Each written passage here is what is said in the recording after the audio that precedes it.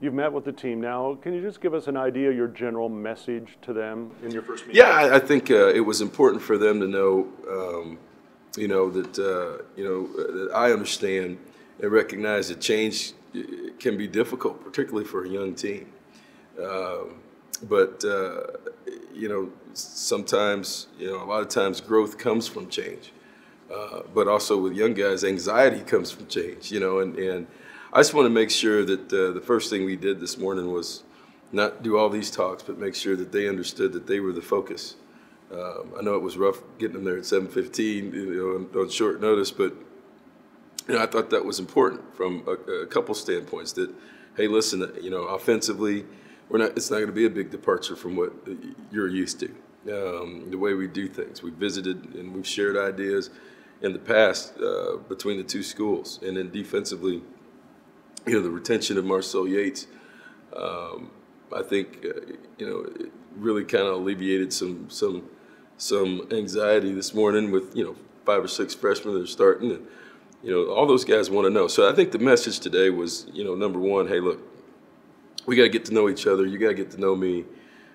That's where you build trust, and I'm gonna work like crazy to get that relationship, because once trust is hard to earn, but when you have that, growth happens faster.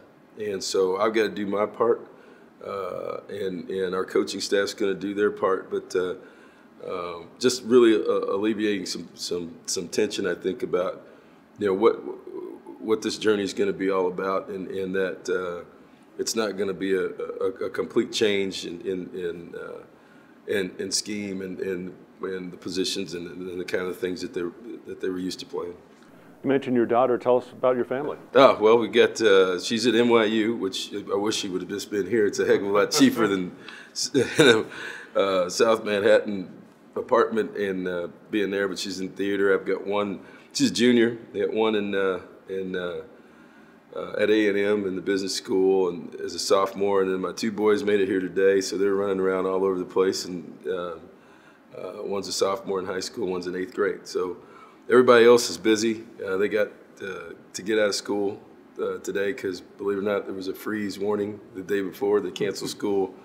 But I got to get them back to school there. They'll finish out the year, and then we'll see what happens. All right. So college football is now almost a year-round occupation, but you get time to kick back. What do you like to do for fun? I really don't.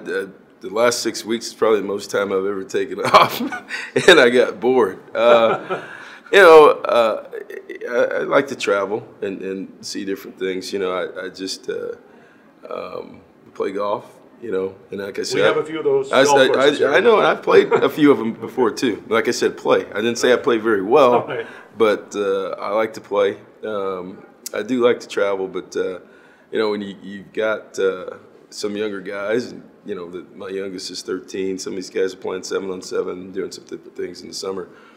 Pretty much that time's been spent, with kids moving around, because the oldest one was a basketball, AAU. Then you had club volleyball. I know these moms and dads know what I'm talking about. And you got select baseball. So the last one, he's more of a football player than anything else, thank goodness. So, maybe we can go somewhere this summer and actually enjoy ourselves. Absolutely. I asked you about your message to your players. What message do you have for Arizona fans? Well, I think, for me, I think it was important that today people got to kind of know me. I'm not a coach speak guy, which I think people kind of figured out during that deal. I'm me. I'm a part of the community. I think I'm looking forward, and we're looking forward to being a part of Tucson. We're not going to live in a vacuum or in a bubble and on campus, and looking forward to our student population being a part of us, our former players, which I talked about today, being a part. And I'm looking forward to being a part of something bigger. I went to we had an all-staff meeting today, and I said that basically if you start reading about all the programs here and all the coaches here, they set the bar. I mean, this is championships, national championships. I told those guys, this for me. I'm going to be at those games. I'm going to be at practice. I think you can learn something from all that, because I am a sports junkie, not just football and you know, that part of everything. Being a part of the community, being part of the overall university is important to me, and you know, this is a place that we're going to have fun, and we're going to win some games, but we're also going to ask for help from the community. We got to do our part.